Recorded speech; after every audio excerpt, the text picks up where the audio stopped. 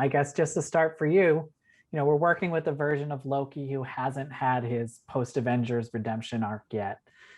I guess how might his evolution maybe be a little different here? And was it fun to dive into what really makes him tick? I think completely. Like, it's such a unique film telling opportunity, right? Like film telling, Yeah. storytelling. Sorry.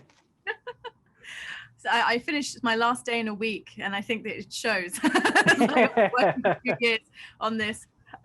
But yeah, I mean, I love Loki, and I think his arc over the last 10 years has like been one of my favorites, like so many people's. And it was so unique to me because obviously the Loki in Infinity War, very different emotional headspace to the Loki in Avengers. So Yeah. getting an opportunity to dive in with him in Avengers and put him into a whole new scenario, even from just like a psychology perspective, was so interesting to me of like nature and nurture, because he's not going to be arrested and go to Asgard. He's going to go to this bureaucratic organization. And how does someone that's so chaotic fit into a place of order? And I think, yeah, it was definitely a very rich subject to like, yeah, get my teeth stuck into. So I was really excited about that. And the whole premise, I think, of at least the first two episodes that we've seen is trying to figure out who is Loki. What is he at heart? And I guess how was that fun to kind of be able to dive into that in a more expanded way than we've seen before? I think definitely. I mean, that's really like something me and Tom spoke about a lot, was like there has to be a good reason to go back in, because he's such a beloved character. But at the same time, he's a beloved character, but he's only had, I think, roughly around 79 minutes of screen time. So it's like, this is 6 hours. So I think with that 6 hours, you want to dig into those questions. And something that was important to me and the whole team was really digging into, is anyone truly bad or truly good? And that gray area in between, where I think Loki perfectly has existed. Yeah. We never know which way he's going to go, and that's kind of why we love him. So I think that was really fun to like really dig into, as you said, like what makes Loki tick and what is Loki. And yeah, I'm really excited for fans to see just how we've tapped into that identity of his. And as we've seen with both WandaVision and Falcon and the Winter Soldier, the fans are very much, they're all in on these TV shows. I think with someone like Loki, it's probably even going to be taken to another level just because people love him and Tom so much. I'm just wondering, for you, do you have concerns? Are you excited to see or nervous to see the fan reaction week to week?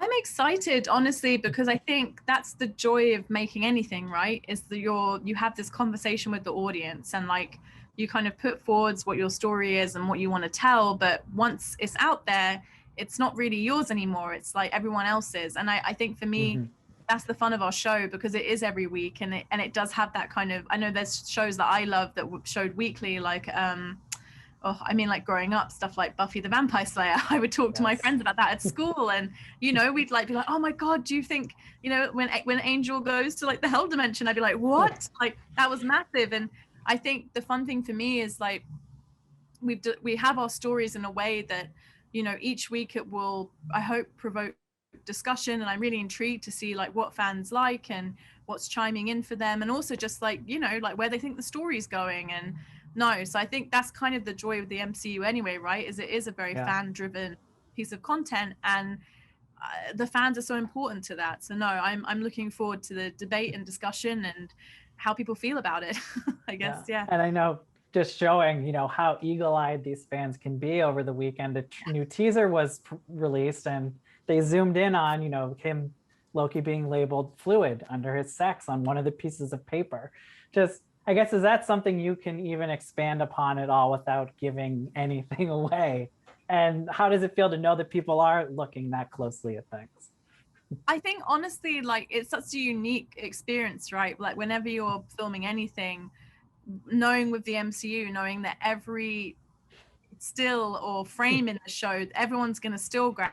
So it's definitely something I've thought about. I think my bigger concern's always been like, oh god, I hope it looks like a water bottle, or like like a something that shouldn't be in the TVA in the CDP. Exactly. Yeah. Well, like, yeah. So I think that's something I really love about the fan base, is the fact they're so intricate and really want to look for stuff, because we like every show will have things that I hope that they'll be like, oh, that's cool, that's a cool little detail. Like, I mean, something I could say is like Mobius he has this drink in the Time Theater, which is actually like a discontinued drink, and we scattered lots of that across the TVA, like things from outside of time, which I think is very cool. But no, I'm always excited when they pick up on small details, and yeah, I'm just excited for them to see the show really, and yeah, how those will unfold. Can you talk a little bit, I've heard about how you talked Owen into the role, but what was it about him that drew you to him playing this character? And him and Tom, they're so great together. They have such good chemistry on the show.